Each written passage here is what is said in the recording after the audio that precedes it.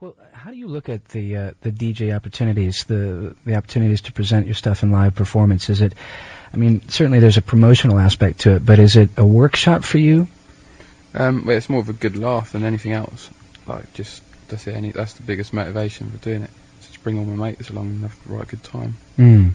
But is there, I mean, how much of it is an improvisational thing? How much of it is it just, you know what I mean? How much of it? Yeah, it depends what tracks they are, really. Some tracks I don't like to change much at all. Just maybe the actual mix of it. And some tracks I'll totally change. It depends what mood I'm in. Sometimes I just don't want to change anything, so I won't. And other times I'll completely like muck everything up. I see. So it's just a matter of if you're bored with the track, or just. It's usually boredom. I'll start taking it apart, but I can't really completely reconstruct anything. Just rearrange and remix and change some of the sounds. There's been sort of a mystical quality attached to your identity because of the fact that you use the name Aphex Twin. Seems as though with this most recent album that you've been, I don't know, revealing more of a personal side of yourself.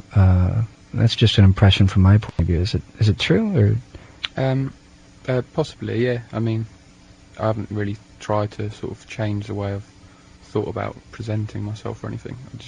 I've always just followed my nose, basically. Done things instinctively. Well, how long have you been operating under the moniker the Aphex Twin? I think, well, I used to use it before I had any records out or anything, just as a name I made up when I was little. Oh, really? Yeah, just it's like a game sort of thing almost. But so you what, before you were even in your teens, or? Yeah. So it was just a name like like a kid's name sort of thing. Yeah, like an imaginary. Yeah. Or just like a stupid word that that just I remembered and thought would be a good thing to use.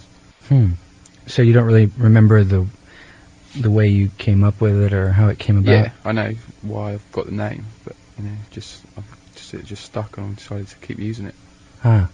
Is it a reason you can share with us? Yeah, it's just it's to do with my brother, because he's my twin brother, because he's got the same name as me, and but he died at birth, and my mum gave me his name, sort of thing, didn't really want to accept him dying, and just sort of made me the next born in with the same name into him, sort of thing. So he would have been your older brother. Yeah. And he died at birth, and when you came along, it was, I guess, like you're saying, it was a way for your mother to sort of accept it, sort of thing. Just made it easier for her. But I felt a bit guilty because I basically nicked his name. So. Well, perhaps that was you, and you've come. Well, I've sort of get a really strong sort of protective presence from him anyway. I mean, I could be totally imagining it, but I don't reckon I am. And so I don't reckon he's pissed off. Well, it's sort of striking when you open up the album, and in the artwork there's a photograph of his gravestone. And then you call the album Richard D. James. Is it... Well, I just called it Richard D. James because I'm D, and he was just Richard James, without the D. What does the D stand for? David. Well, how long ago did you start messing with the machines? Well, I've been into machines since I was little. Any sort of toys or anything that's some sort of mechanics or electronics, always been into it, basically. Oh, were you the guy that would take apart your tape recorders? Yeah, that sort of person, totally. Never put them back together. Do you remember the first piece of music you gravitated to that you liked? No, I didn't used to like any music when I was little. I always used to think there was probably music out there that I would like, but I didn't get to hear it until I was a lot older. And all the stuff I used to hear around me, so I used to hate. Made music for a good 5 years before liking anyone else's. So when did the bridge from loving the machines to the music happen? Just by accident, really. It was just like, for me, music to start off, it was just a game sort of thing. It still is a game, really. But it was like a real sort of childish game when I first used to do it. Just like playing on my, cars or anything like that. and but I just got more and more into it, and started recording things and liking what I was, I like listening back to things I'd done. So the stuff that would stick would be the stuff that you just got some pleasure out of. Yeah, before it was recording sounds and stuff on tape. That's what you first used to do, and just play around with the sounds, loop them around and change them and stuff. You definitely have a flair for the tenderness in music. I mean, are you a fan of classical music? Were your parents classical aficionados? Or? No, not really. Both my parents aren't really, pretty non-musical really. They used to listen to music, not much so. Wow. How would you attribute the instincts that are coming through on a piece like Girl Boy that we just heard? I think it's mainly just like loving strings, basically. Just always loved string instruments. It's really like the subtleties of them. And I get quite a good laugh trying to recreate strings sort of electronically, trying to get them as real sounding as possible. Well, you've done a good job. Those are all electric strings we just heard? Yeah, some of it's generated, some of it's sampled from my own violin. From your own violin, your own playing? Yeah, I can't play, but just enough. I can play enough to be able to sample it and stuff. Well, the sounds that you do integrate into the work, is it always coming from you or from your room, or well, no, it's not. I know it's not true because there's so many examples of you bringing in outside stuff, but you try to find things that are more organic in nature. Not really. Just try and make things as personal as possible. Personal in what way? Well, things like I don't make music that doesn't do something to me in some shape or form. Basically, otherwise it's a waste of time. It's got to affect me in some way when I listen back to it, or when I'm making it. And that's the only sort of underlying requirement of any track that I do for me.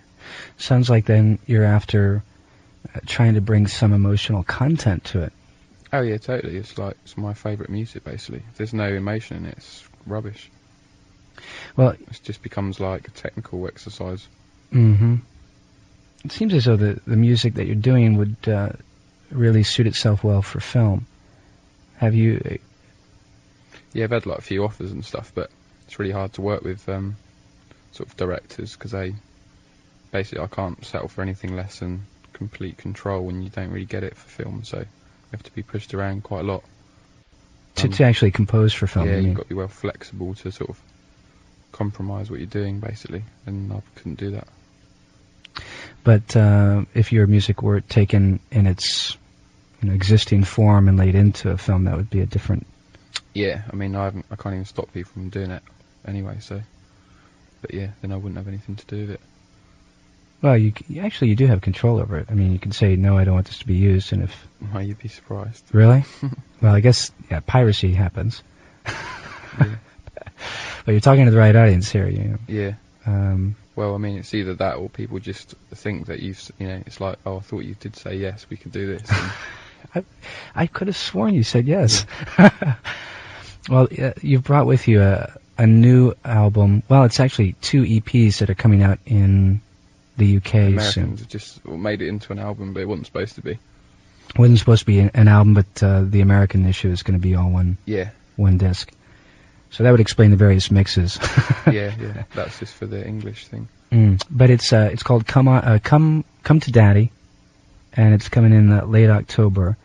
This one is, speaking of film, I don't know if this has anything to do with the word film, but it's FLIM, F-L-I-M. It's just a made-up word. Just a made-up word. Yeah. Richard D. James, the Aphex Twin, with us in studio. It's Morning Becomes Eclectic. The track we just heard, Flim, you mentioned before we headed into it that it was really just a made-up word, a word that came to you for the title of the piece. It must be one of the most fun aspects of your work, coming up with a title for these things. It's usually the most laborious, actually. Really? Yeah. The most difficult part? Well, if they don't exist naturally, then you just have to go and make them up. So, because otherwise people start shouting at you, like publishers and stuff. Give me a name. I need a name. But the names, where do they tend to come from? Out of thin air, out of your head? Or is there some sort of content in the song that would suggest something to you? Yeah, it's either just words I've made up, or I like the sound of, or if they haven't got any relevance to the track, because usually they haven't. Usually there's no relevance to the track. The title piece on this new project that we're getting a nice sneak preview of, though, it's called Come to Daddy. You've got several mixes of it on here. And oftentimes you'll hear a bit of vocal that's laced through your work. You said to me off air that most of the time it's you, right? Just being sort of playful in the studio and... Yeah, well, I mean, I can't be bothered to get like vocalists in or anything like that. And so just do it myself. I like doing everything myself anyway. Well, you do most of the work in what, your living room, your bedroom? In my bedroom. Every time. Most of the time? All of the time, yeah. Oh, all the time. This mix of Come to Daddy, it's called the Mummy Mix. Because it's got my mum on it.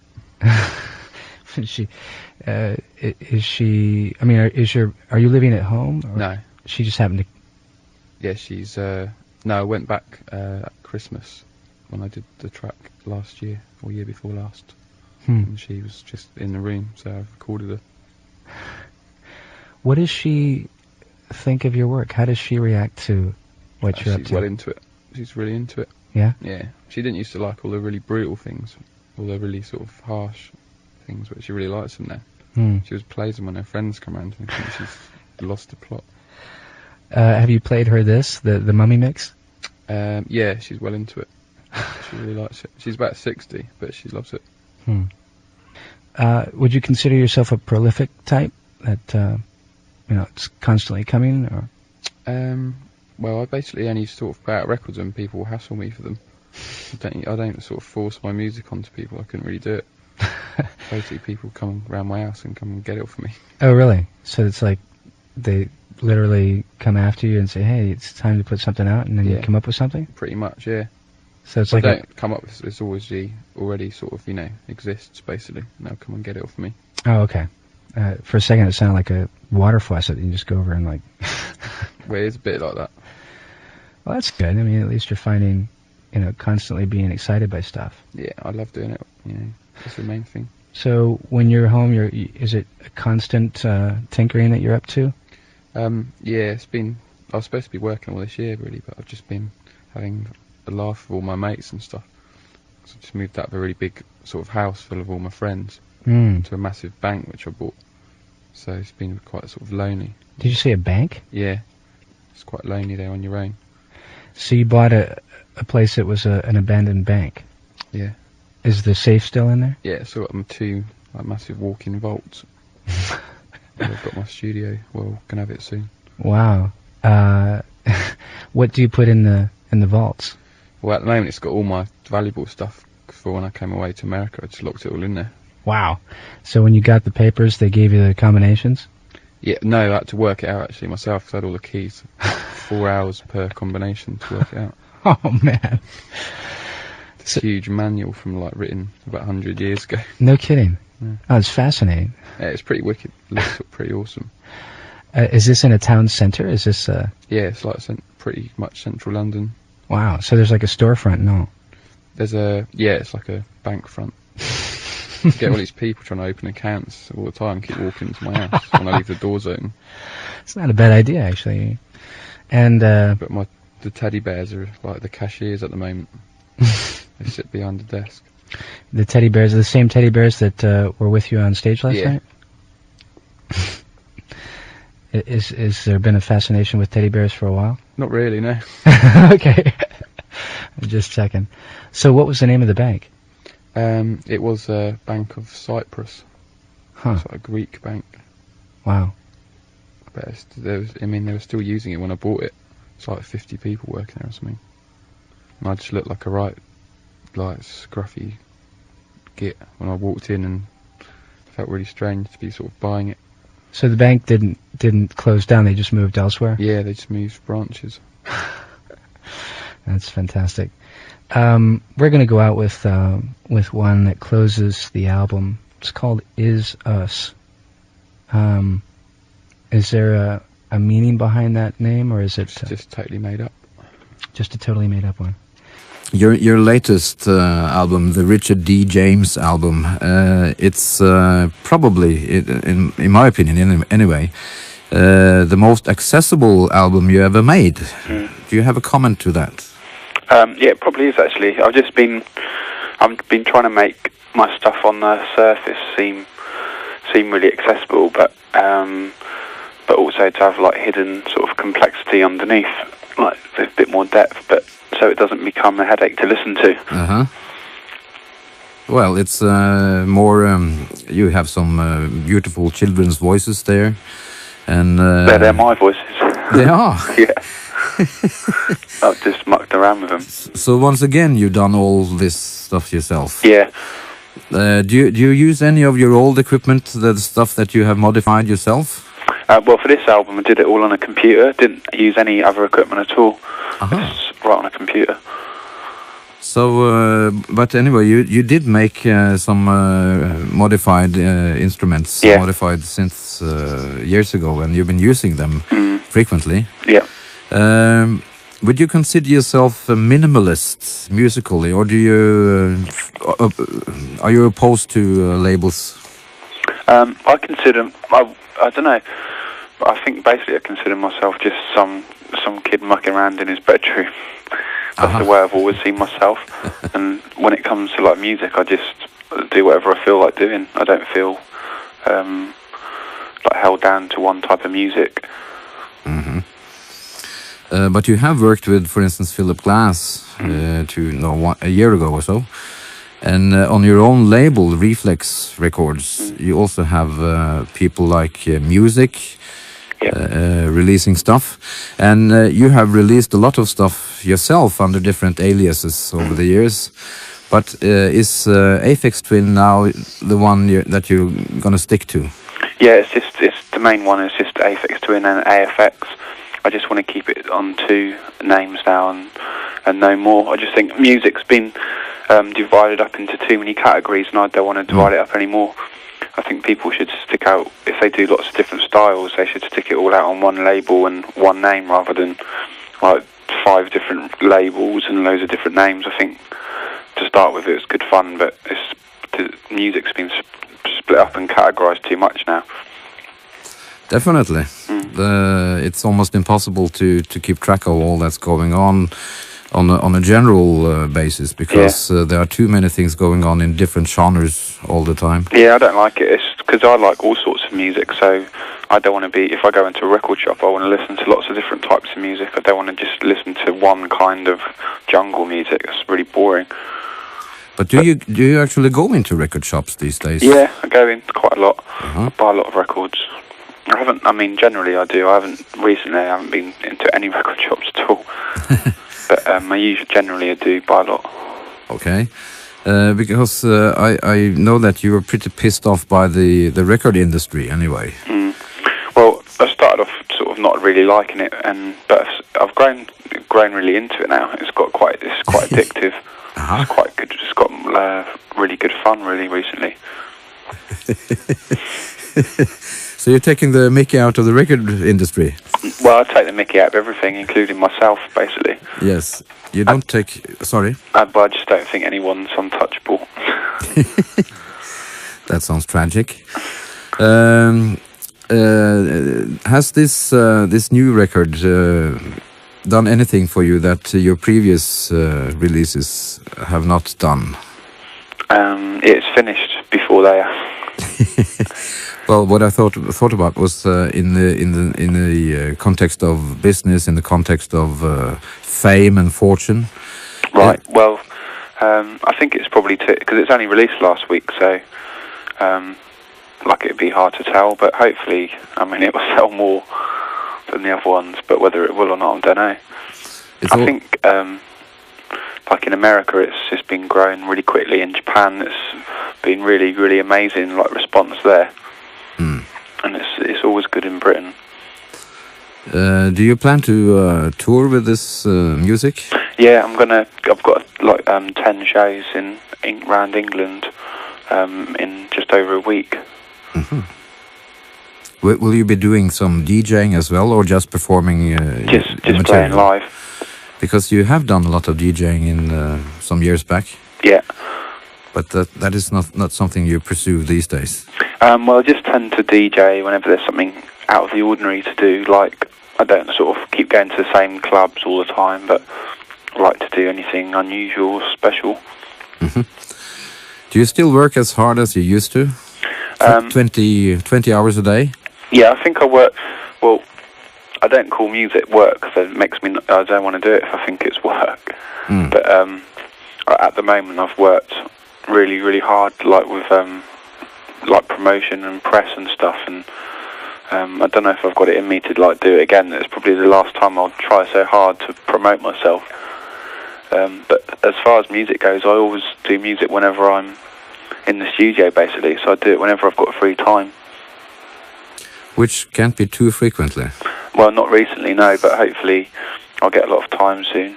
Mm-hmm. Will you still be working on making beautiful videos? You've done that. Beautiful videos? Yeah, hopefully. To promote your music? Yeah, hopefully. The last one that I saw, we don't have MTV where I live, I'm afraid, but the last one I saw was a year and a half ago, and that was, no, 2 years ago, I guess. Brilliant. I can't remember the title of the song, right. I'm sorry. It's all right. But that was surrealistic, minimalistic in its expression. So, well, I'll be looking forward to seeing a video from you soon then. But we shall continue playing your music. Thanks. From the Richard D. James album. Could you just give us a little an inkling of what To Cure a Weakling Child is about? That's the track we're going to hear. I don't know. I just the title just came into my head, like with the feel of the song, and I don't know where it came from. Okay, why not play it with the title that will puzzle people if they hear the music the way they should. All right. Thank you very much for talking to us. All right, thank you. Bye-bye. Bye.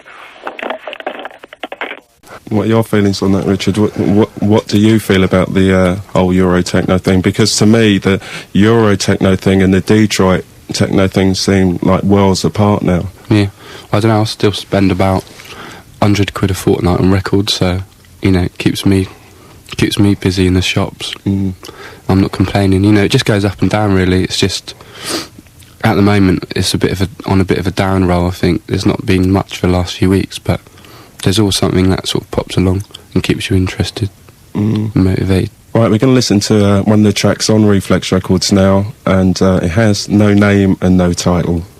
And we just wanted, like, there's too much information on records anyway, and like DJs like yourself never have, you know, they always get mixed up because there's artist name, EP name and track name, and they always come out in the wrong order or sort of mispronounced, so we just wanted to, like, artist name and EP name, and then sort of at a later date from now we're sort of planning to, like, release all the track names of all the records, so just as a sort of a, you know, to make it a bit more interesting, you know, so because people never take any notice of track names anyway, half the people, so. Something I want to aim at you, Richard. What does the word techno mean to you? Just sort of new advancements with electronic music. Good answer. Were people such as Warren Atkins, Kraftwerk, New Order, and, you know, people at that time an influence on the music, both of yourself and from Reflex Records? Not really, not for me, because I mean, in Cornwall it's pretty bad to sort of buy records, and there wasn't really a lot available sort of in the early days, so I mean, it's just stuff you could get hold of easily really in sort of major shops, and it wasn't until sort of, I don't know, till about sort of 1990 till you could get sort of you know, good stuff nearby, I suppose. So, you know, I wasn't really influenced by that much stuff because I didn't really hear any of it. So what are we liable to find on your turntable at home? Sort of mixture of just all the sort of current tunes, and I like loads of, at the moment, when I can't sort of find anything current that I like, I sort of listen to a lot of old sort of 70s electronic music, sort of avant-garde stuff. Richard, what are your views on the situation of people saying they're playing live and actually playing from a DAT tape?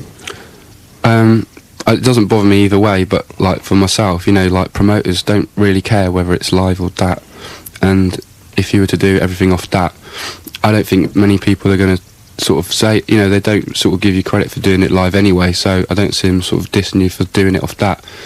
But for me, it's just like, it's all for my own sort of use, really. I mean, it's all like, just a massive challenge, you know, to sort of cart everything from country to country and making sure you've got all the bits and pieces. You know, it's just, you just get, you know, the harder it is to do it, the bigger buzz you get from when it all comes off in the end. I don't know if you've noticed this comparison yourself, but a lot of people now are making a comparison of punk and the techno thing which is happening now, and I wondered if you could actually see this comparison yourselves. Yeah, definitely. I mean, you know, it's all going like mainstream now, and there's going to be sort of all the corny rip-offs. I mean, it's already started. So, I mean, it's the same with all sort of new sort of current trends, you know, it all goes the same way. What are your feelings towards the current hardcore, junglism, rave, you know, whatever you want to call it? What are your feelings towards I'm in love with it. You are?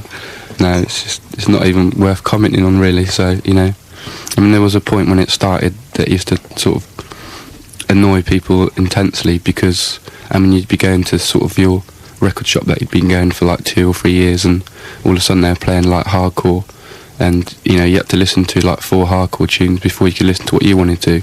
But I think it's got to a stage now where they've sort of like clearly sort of branched off, and, you know, there's clubs for clubs and shops and everything else that goes with the sort of different types of music. So it doesn't bother me anymore, because I don't have to sort of put up with it. And, you know, I could go to shops and be guaranteed I'm not going to hear it, and same with clubs. So it's, you know, it doesn't bother me anymore. Who do you currently admire on the scene at the moment? Sort of people, a lot of German people, PCP mainly in Germany. People just let's think, some D-Jack stuff. You know, there's a lot of stuff out there which well, I think we both like really rate. So. Now, Richard, you've worked abroad a lot. Where would you say that, you know, things are really happening now? I know a lot of people are pointing at Germany. Would you say it was happening there yourself? Yeah, I mean, there's a lot of like sort of confrontation in Germany. I mean, they've got a lot of trouble between sort of Berlin and Frankfurt. There's sort of like big wars sort of brewing up, and they're sort of really childish as far as I'm concerned. You know, like Berlin people, sort of a lot of Berlin people really hate the stuff coming out of Frankfurt, or probably love it and afraid to admit it because it's not from Berlin. There's all that kind of stuff. It's like totally pathetic, really. Yeah, mind you, that happened with Chicago and Detroit and New York and. You know. I mean, it was. I mean, like, I thought sort of Britain, sort of British sort of music lovers were the worst for it, but I mean, Germans are like by far the sort of the worst, you know. We're going to take a listen to another record from the Reflex catalogue. Now, Richard, I know you've been involved in music for, you know, years and years. How old were you when you started making your own music? About 12. About 12. And what made you want to start making your own music as a 12-year-old? Just really, really wanted to get something together which was like my own, you know, and it's as more of myself as I could get into music as possible, sort of not using sort of, you know, preset sounds and instruments. Are you a trained musician? No. You're not? I did stuff when I was little, but it was nothing that I've really followed up. Richard, is there anything you're going to be working on in the near future? Yeah, there's a new release on Warp, which is off Surfing on the Sine Waves album. It's Quath, and it'll be released on Monday the 22nd and deleted on the same day. So in order to get a copy, you'll have to sort of buy it as soon as the date as possible, really, before the shops run out of stock. And what label would Warp that on? Records. Warp Records. Do you think techno music is, especially now, is in danger of becoming too commercial? Yeah, but I don't care. Yeah, totally. I don't really care either way, as long as it's good stuff and I'm happy. I don't really care what people do. Great. Right, Richard James, aka Aphex Twin, and Grant from Reflex Records, thanks for your time tonight. Farewell. Cheers. Right, see you again. Oh dear, more trouble down at the Amusement Arcade. That was Stockhausen and Walkman, a track called Ice Worm Cocktail from their new album Stop, and that's available on their own Hot Air label. And we'll put all the details of the label on our playlist. What did you make of that, Richard? Yeah, it's pretty sorted. It's crash bang wallet music. That's what I usually call music like that. Do you ever try stuff like that? Yeah, I did when I was younger with, delay pedals and tapes and stuff. What about improvisation? I know you play live. Do you improvise any of your stuff? Yeah, it's split into about half at the moment, going into the studio, just mucking about and not really knowing what I'm going to come out with, and the other half is sort of knowing exactly what I'm going to do, sort of song-wise and stuff. And would your improvised stuff come out anything like that? Probably would have done, say, 6 years ago or something. So this is young person's music? I think so, yeah. Interesting to see what the Stocks have to say about that. Richard James, or Aphex Twin as you're better known, quite a lot has been made recently of your sort of interest in the modern classical world. The Music Machine got Karlheinz Stockhausen to listen to some of your music. Are you actually interested in contemporary classical music? Yeah, and that was really wicked. I really enjoyed that. I'm a sort of big fan of scraping noises and stuff at the beginning. It's really good. It must have been a right laugh if they actually used that for the opening of that building. Well, actually, I think he didn't get it ready in time. I think it had to be delayed. But I mean, it's quite a long time ago, 77 to 78, to be coming up with sounds like that. I mean, when you listen to things like that, do you put them in a historical perspective? Do you think of how? I wonder how he did that. Yeah, but it reminded me a bit of Forbidden Planet a little bit, and that was done in the 50s, and that's better than that, I think, for sort of electronic-y type sounds. What's Forbidden Planet? A film, and it's it's all total electronic score. So it's not that good for the time, I don't reckon, in a historical sort of way, but it is really good. So what about the business with Stockhausen recently? What did you make of all that? Well, I was just sort of game to sort of, I don't know what the sort of program was, what they wanted to do kind of thing, but I was sort of, into it. I suppose that the idea was that lots of people like yourself name check people like Stockhausen and contemporary classical composers, and they wanted to see what people like Stockhausen thought of it. And do you actually know what he thought of your work? Yeah, I sort of heard a few comments and stuff, which are sort of quite funny, but sort of, it was a bit disappointing because I sort of could have predicted what he said anyway, kind of thing. What did he say? Just sort of, sort of arrogant attitude kind of thing. It's just what I probably thought he'd say.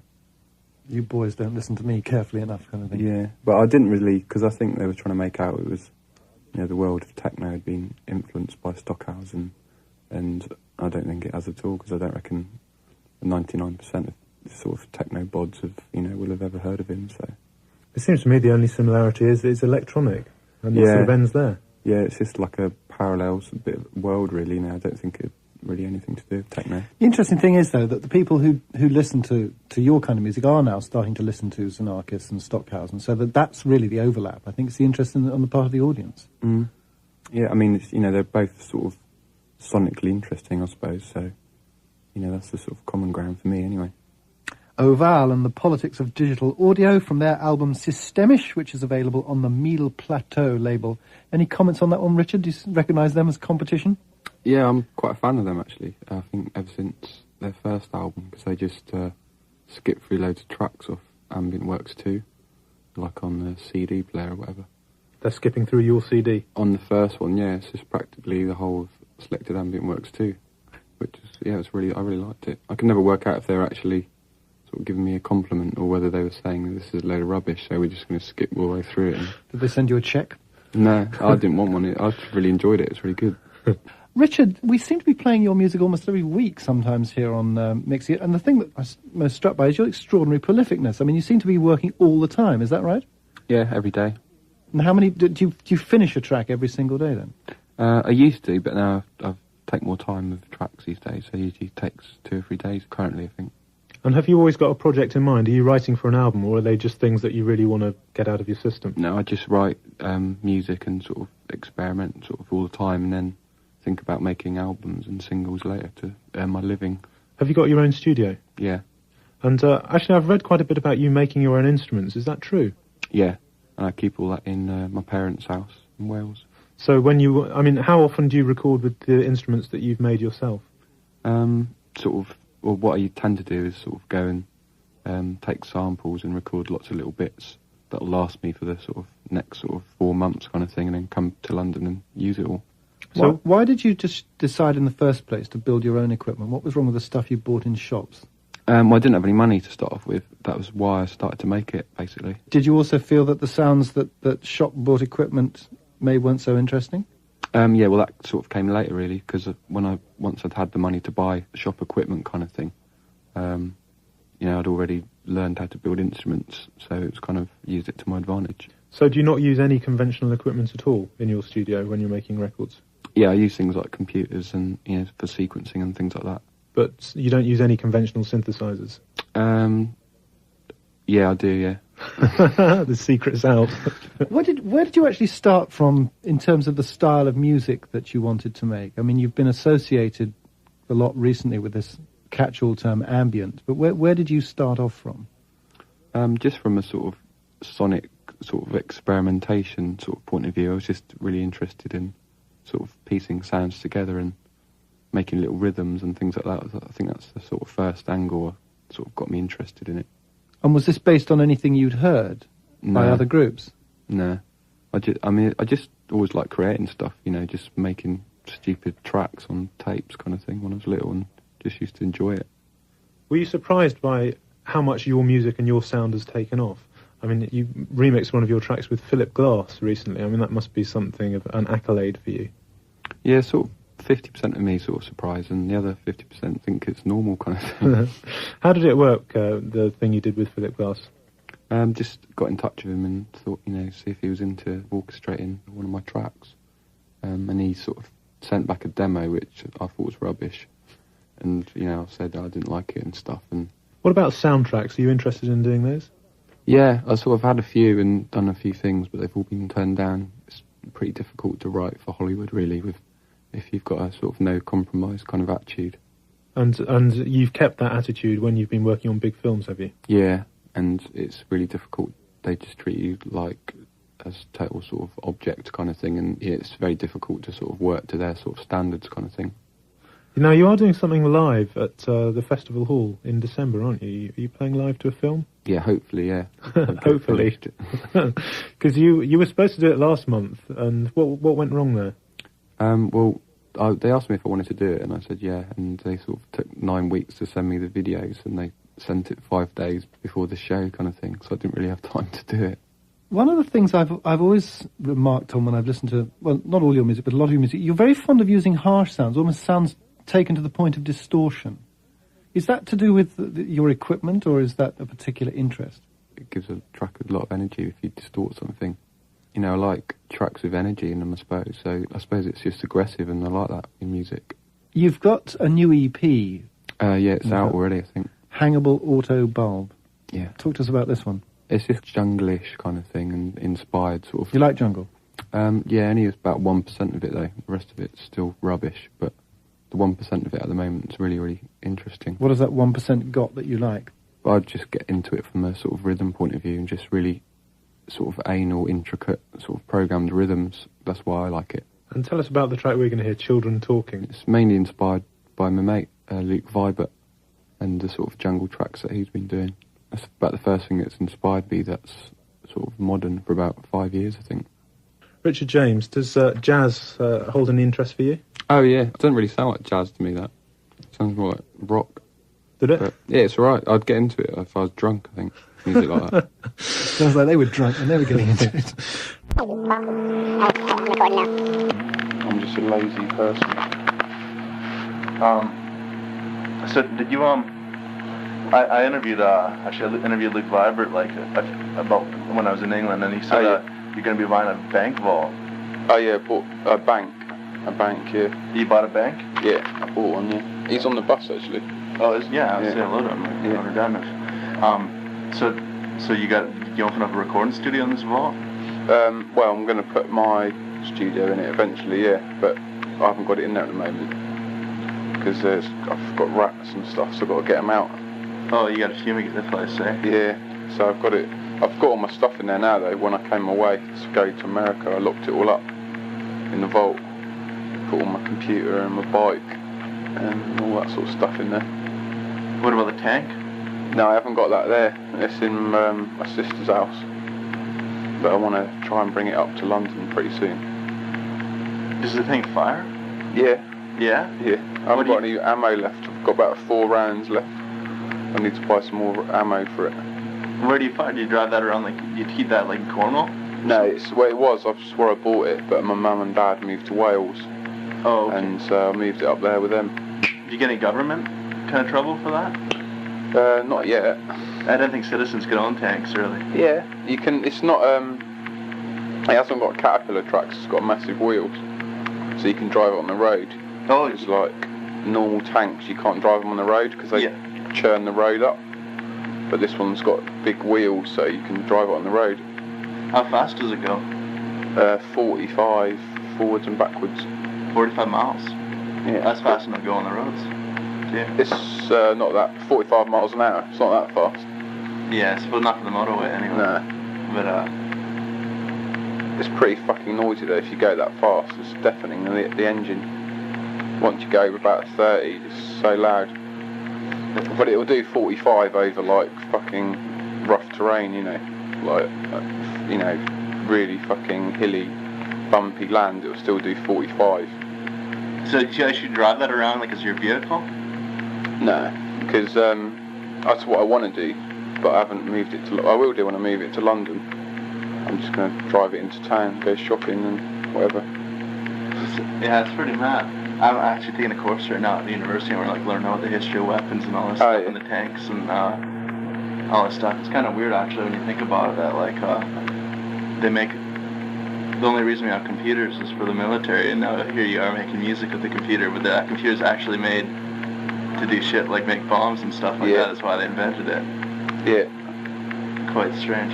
But you ever think about I mean, you got all this shit like a tank and stuff like that. Have you ever thought about doing anything with that, with like a live show?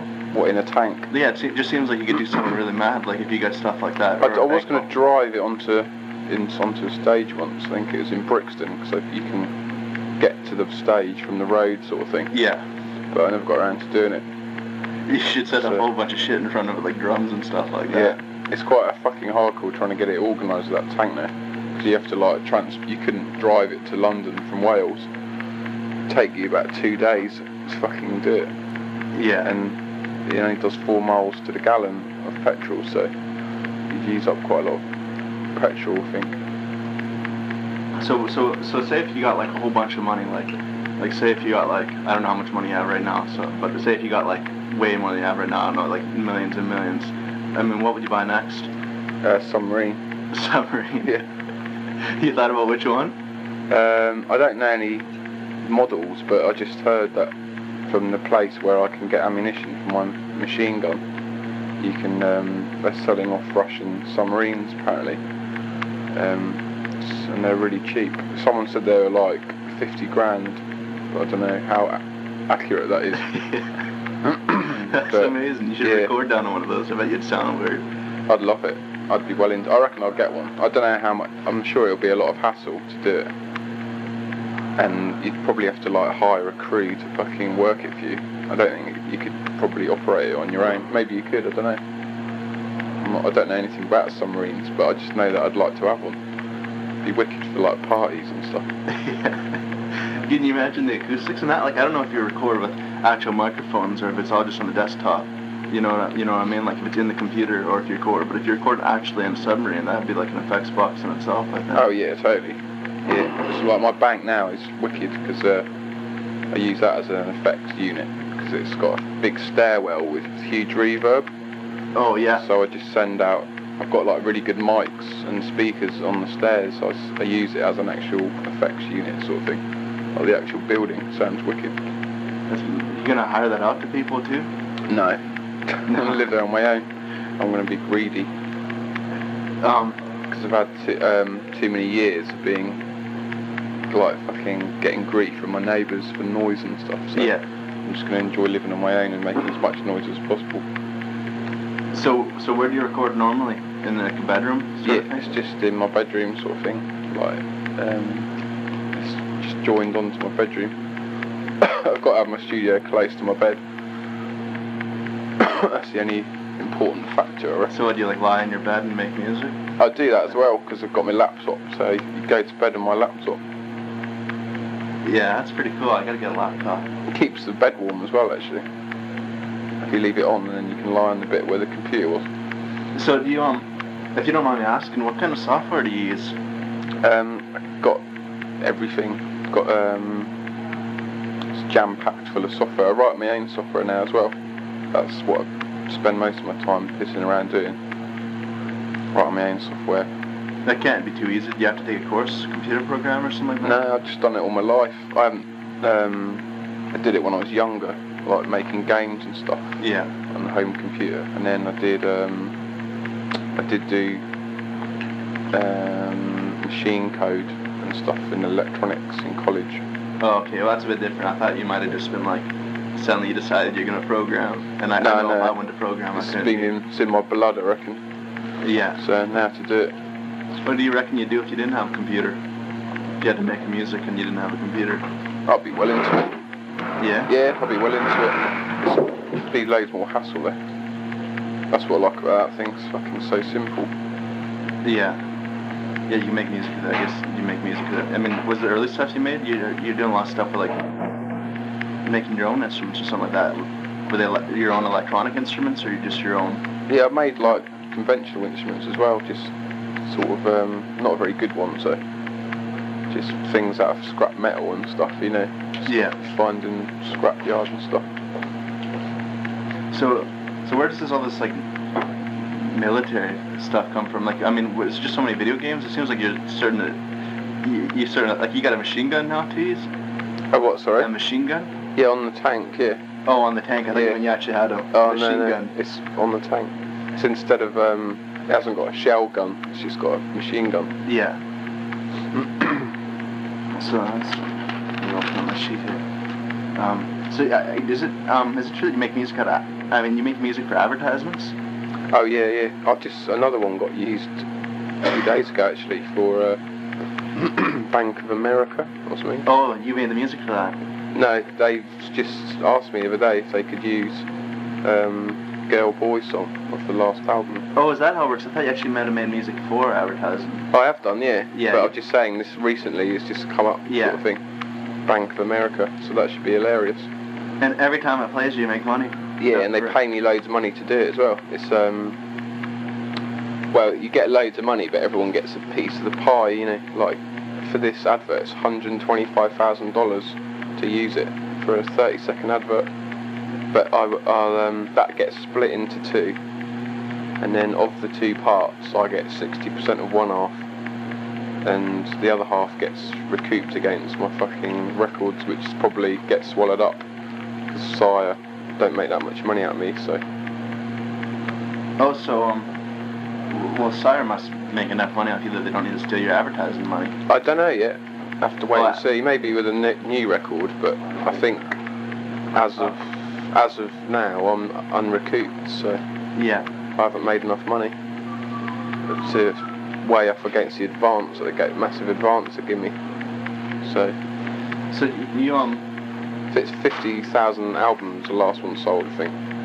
50,000? Yeah. You sell a lot more in England? That's the same, I think. That's the same. Same in both. No, not that much at all. It'd be 30,000 for England. No, it's not even that actually. No, yeah, I think it's about 30,000 in England or something. It's funny how much money, like when you hear about sales of groups, like I hear sometimes I mean, I won't name names, but something like that. Say I heard some drum and bass group that seemed fairly big and stuff like that, and I found out the sales are like 10,000. Yeah. They don't sell as much as you think they would. Yeah, it's still, I mean, I reckon it'll probably end up selling more records as time goes on, but I'm still surprised to sell 100, you know what I mean? I can't comprehend more than about 100 people actually buying my records anyway. Yeah. So when you sell worldwide, you know, like 100,000 or whatever, I just can't imagine it. 100,000 people buying my music. It's pretty bizarre. I wouldn't care if they didn't buy it anyway, so... Yes, as you say, then you'd have to work though, eh? Yeah, I was going to get a job, but then... Well, actually, I talked to... I got loads of money now, so I could probably live off my interest. I wouldn't have to get a job. So now it really doesn't matter. Okay, so that said then, if it doesn't matter how much money you make, does that mean that you'd be less... I mean, at the same time, some of that stuff, I mean, it's getting to be really like, not commercial, but the stuff on like Richard D. James' album, stuff like, I think it's Goon Gumpus, Girl Boy, I mean, it's getting more and more like kind of candy, you know, I mean, it's really pleasurable listening, and stuff like Donkey Rhubarb, so it doesn't have any, I mean, so that said, like, you're probably going to end up selling more as you go ahead anyway. Yeah, that's just the vibe I'm on at the moment, though. I probably won't be in that vibe for I'm not in it now, so all the stuff I've been doing in the last 2 years is like totally fucked up computer algorithmic music, which won't sell anything at all.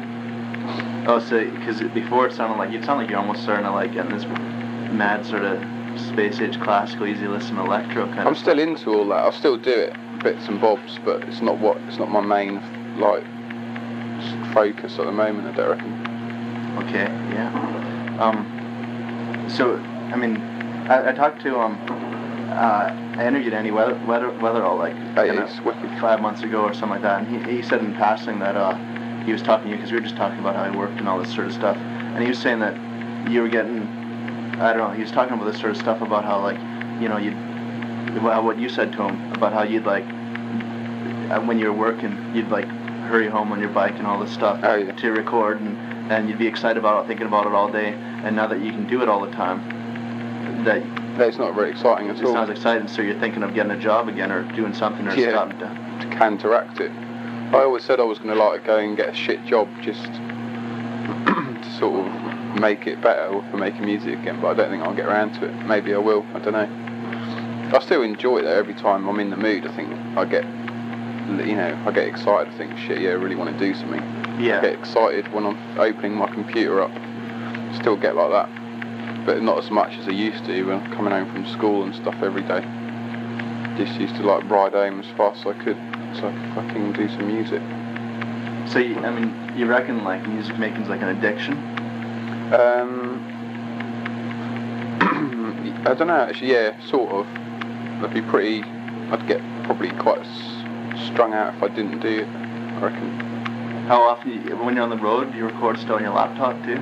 Yeah, been using it all the time, and I just bought a QY new one as well, so I've just been I bought it yesterday, but I've done 4 tracks on it already. Little ones. So I think you play a lot of video games too, is that right? Yeah. Does that ever interfere with your recording? Yeah. I play games quite a lot. I haven't really played much this tour actually. So I bought a CD with about 5 billion games in it and I haven't played any of them. Oh, yeah. There's too much information going around these days, I don't know what to concentrate on. Yeah. It's quite hardcore, I reckon. That's funny. I was reading a Warp internet site and it said something about you're good at chess. Yeah, well, I don't know if I'm good, but compared to someone who's shit, I'm good. Yeah, it made it sound like you were a prodigy on the site. No, I'm not that good. I was going to say, because I don't understand how anyone can play chess these days, because I can't concentrate. Oh, I can concentrate on it, yeah, I love it. I can really get into it. And you have no trouble concentrating? No, that's not a problem. As long as I'm, somewhere nice. It's not distracting. I can't play chess with TV on. Yeah. That's fucking well irritating. But I can play it with listening to music or whatever. I'm rubbish if I'm stoned though, it's really shit.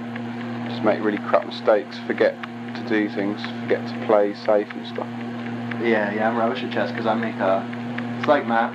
Like when I was doing math when I was a kid, I got to a certain stage, and at a certain stage once you make it. What's that? Fly? Oh, yeah. Pretty smart, those mistakes. Just like math, you can't do anything wrong. You get killed. So when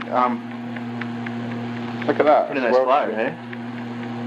Can I grab one of those, Yeah, man. How many are there? You can have them all if you want. I'll grab a couple, yeah, cool.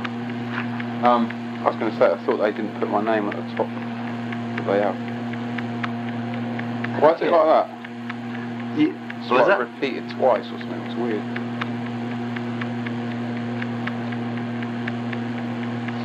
They say though, if you don't get your name at the top though, Bing Crosby never put his name at the top, right? Because if the show's bad, then you don't have to take the blame. I want it at the top. I'm not fucking supporting bloody, what are they called, sneaker pimps. So you had nothing to do with this tour then, who you were playing with then?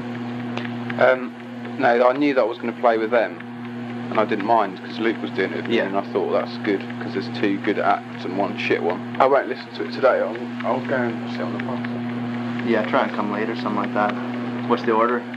What's the order? I'll be on last probably. And Luke DJ? Luke, he just plays cheeky little sets in between. Okay, yeah. I think he's having a loaf actually. He's producing a loaf at this moment. Oh, you know, dope. He's doing a shit. Okay.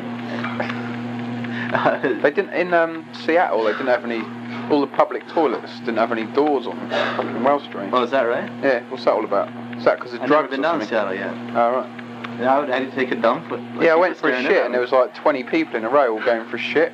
I was like, Sounds like Italy. But sort of after about 10 minutes I thought, no, it's quite wicked actually. I'm quite into that idea of it.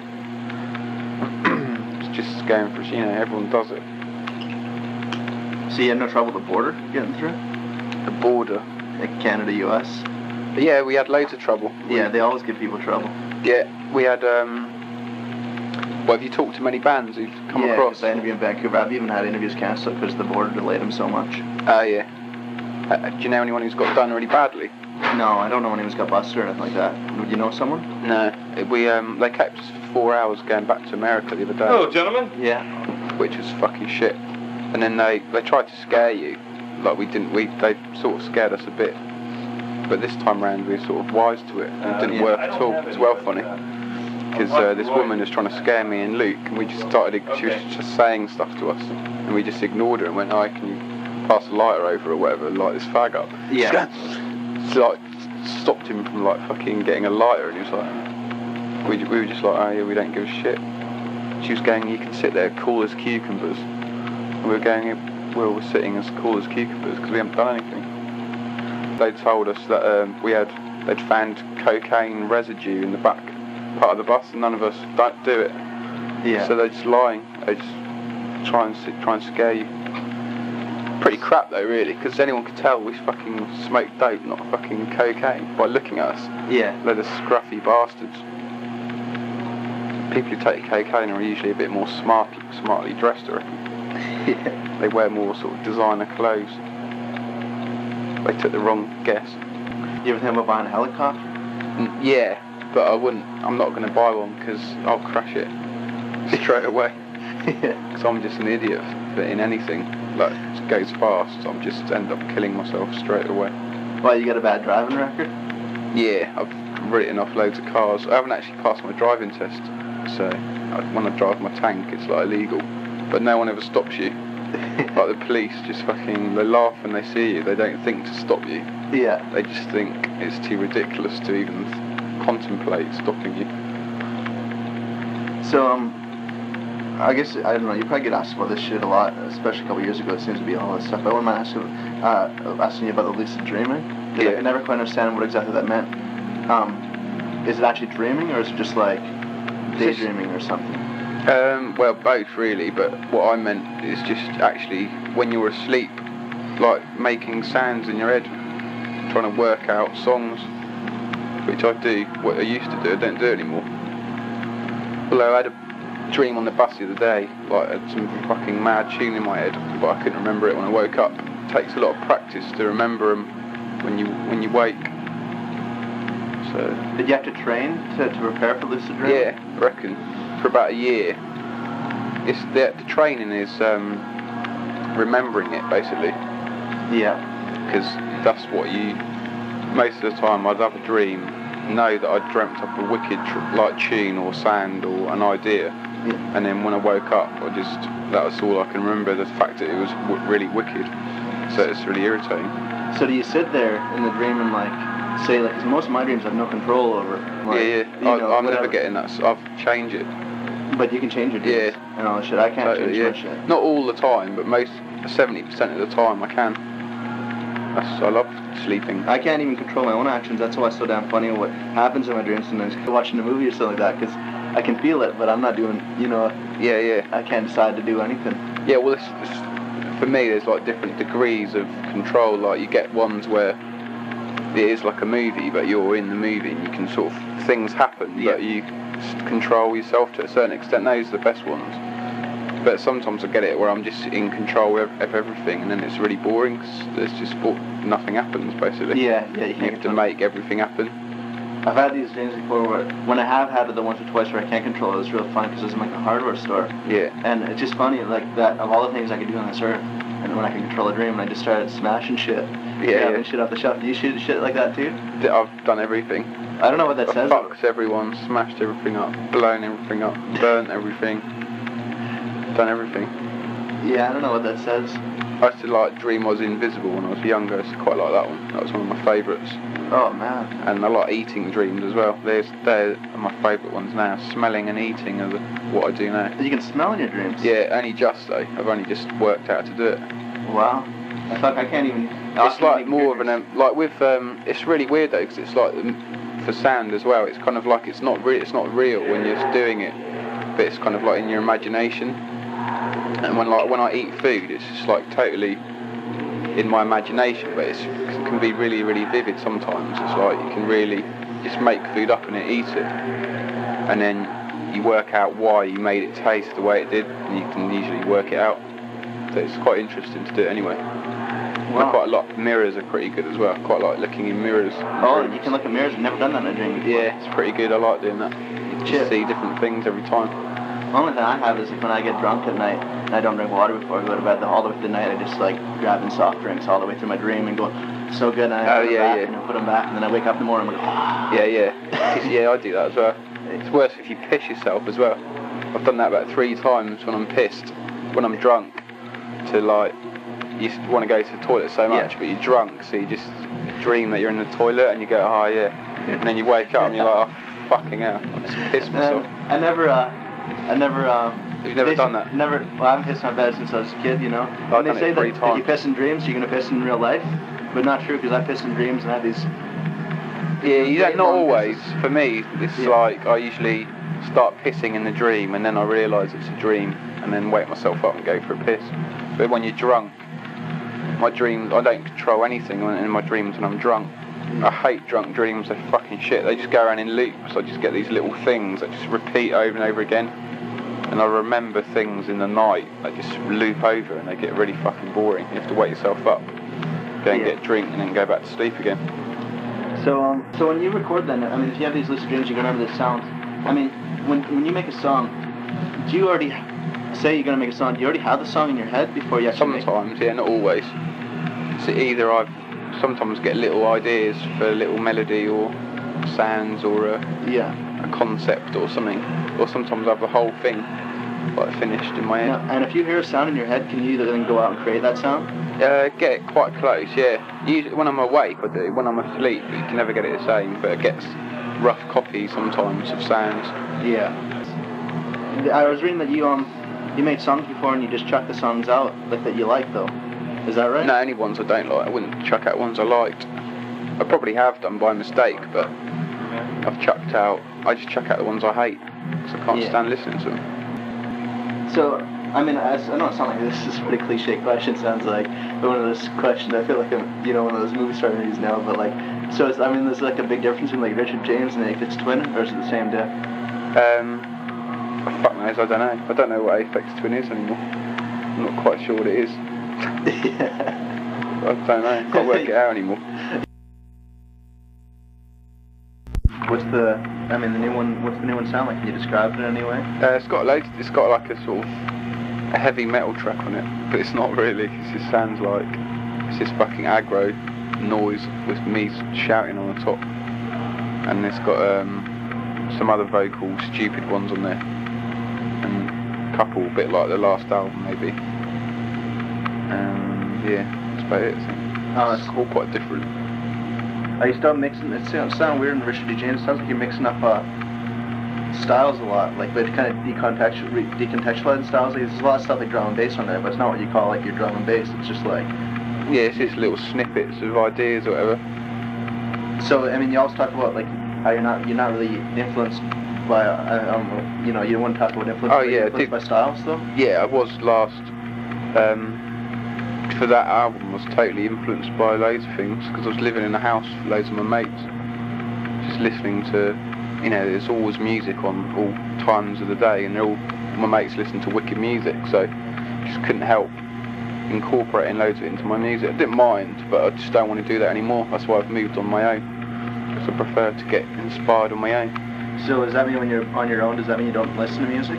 Yeah, but I won't carry it across, because the thing is, when I'm in, I don't switch between listening moods and then go into fucking making music moods. Just get in a making music mood for ages, and then I'll get bored of it and then go and listen to music for ages. It's like it's two separate things. I don't listen to records and then get motivated to go and make music. Yeah. So it doesn't. So I don't carry things across. Whereas if you're in a house and you're in a making music mood and everyone's playing fucking wicked tracks, you just can't help nicking things. Oh yeah, that's what I know you're talking about there. So when you But the best way for me is just to wait till you're really bored, and then that's when you make the best music, I reckon. But I can't be bored these days because of doing so much stuff all the time. It's quite hard. It's hard to get in the right mood recording. Like I always find, like sometimes, you know what I mean. You ever make too many like dark tracks, and you just think I want to make a light track. But if you're in a dark mood, I just don't want to record. Sometimes I just think I don't want to make another dark track. Yeah. I should go for all the fucking moods. Yeah.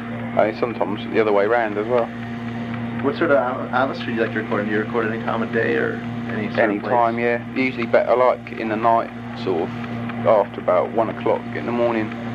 Yeah. Sort of that, you know, when there's basically because the phone stops ringing and it's quiet. It's really noisy where I live. Fucking, it's on the main road, so there's loads of traffic and stuff. I got a pain in the ass roommate this year. Not a roommate, the room next to me. I want to make some shit, but as soon as 10, 15 rolls around, I hear this banging on the wall every night when everything's going. I've had years of it. It fucking does my head in. I almost killed next door neighbours once because I was trying to do a track and they just banging on the walls, and I was just like shouting through the walls, "Fuck off! I'm doing some music. Fuck off!" Yeah. They threw rocks through our windows and everything and got well aggro.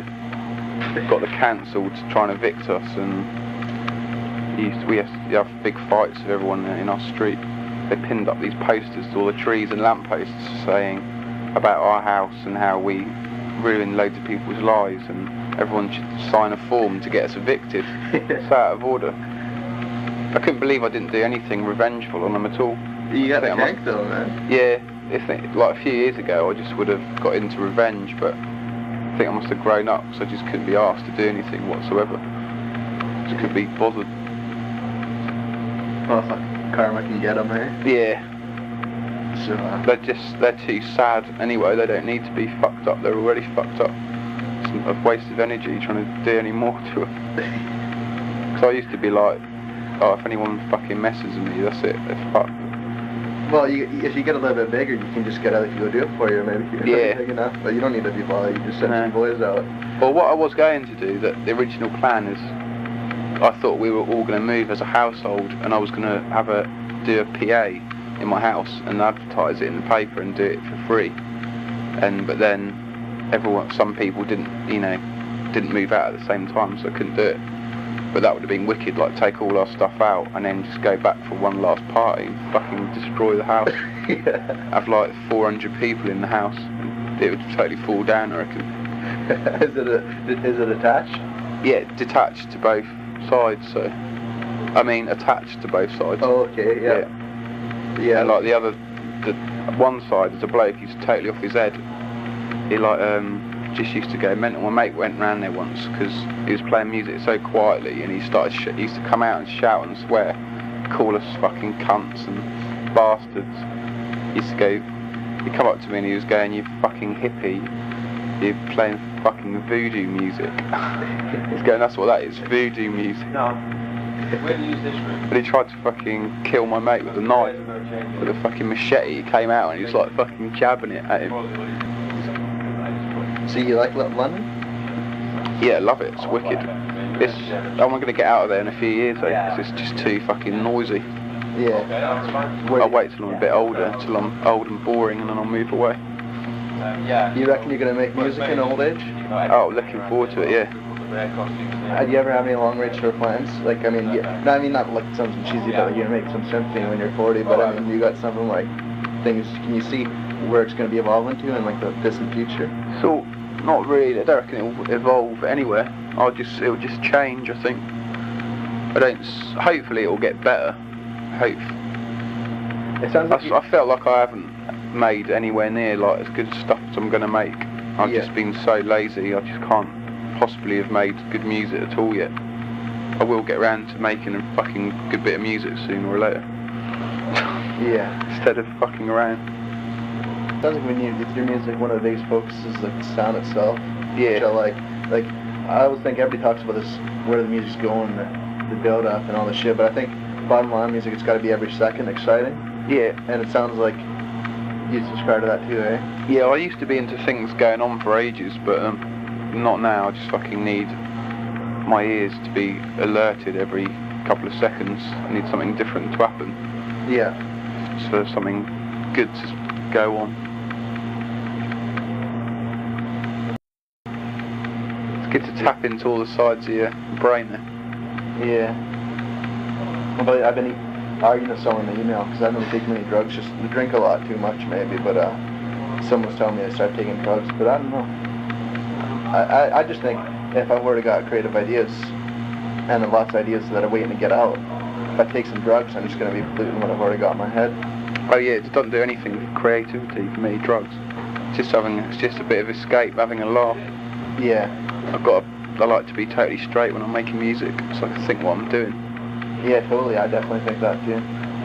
I don't like being stoned. I could never do stuff pissed. I have done stuff pissed. Did some stuff with Mike Paradinas. Mike and Rich album, most of that was done when I was drunk and on acid as well. Acid and booze. I never heard of this Mike and Rich album. Alright, it's pretty sort of messy. I like it. It's one of those things people either hate or they like. When did they come out? A few years ago. 2 years ago maybe. I missed that one. It made it a long time ago though. But it didn't. It was sitting around for about a year and a half. Put it on Reflex. I got to send Reflex the magazine. I don't have actually anything with me, but I'll send one to Reflex. Sorry? I do sort of a published fanzine. Oh right. Copies, but I have to send one to Reflex. So you have publicity people and all that sort of gear there? Is they're like really small and they don't send out to people? It's just my mates. They're teddy bears tonight actually. The people that work for Reflex, and the other person's on a tour with Square Pusher in Europe. So it's not like Warner or something like that with all the... Nah. So no, because we've got fucking like 5 people working for us now. It's pretty good, I reckon. It's pretty good business. I employ my mates. It's well bizarre. Because my mate, he was like really clever at school when he was always in the top class. Like he's working for me now. It's bizarre. I pay him to work for me. I guess you get what you want out of your friends then. It's pretty good actually. I like it. It's got been the master.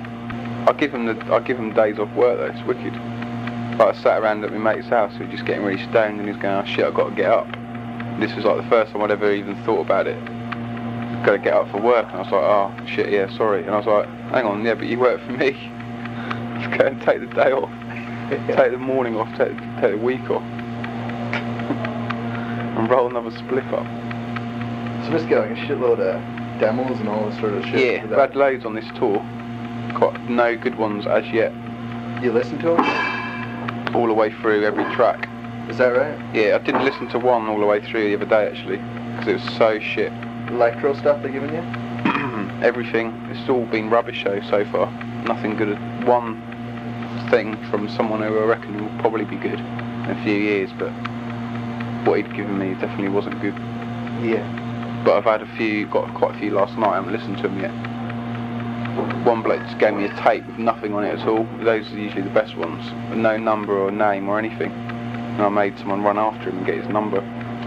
Well, I think if I can, I don't know. I don't believe in putting out like a demo. You know, you just got to, and then just put out a record if you're gonna put out a demo. It's quite romantic though to get signed for demo. I think it's quite a romantic thing. Yeah.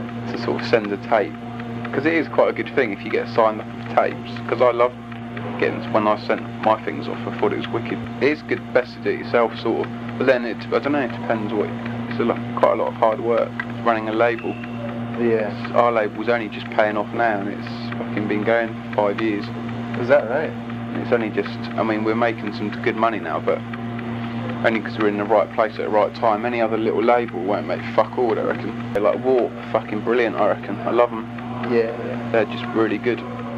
But I mean, there's not many good labels around, so they're really good. Reflex is almost as sorted as Warp though. It will be soon, because my partner's so good.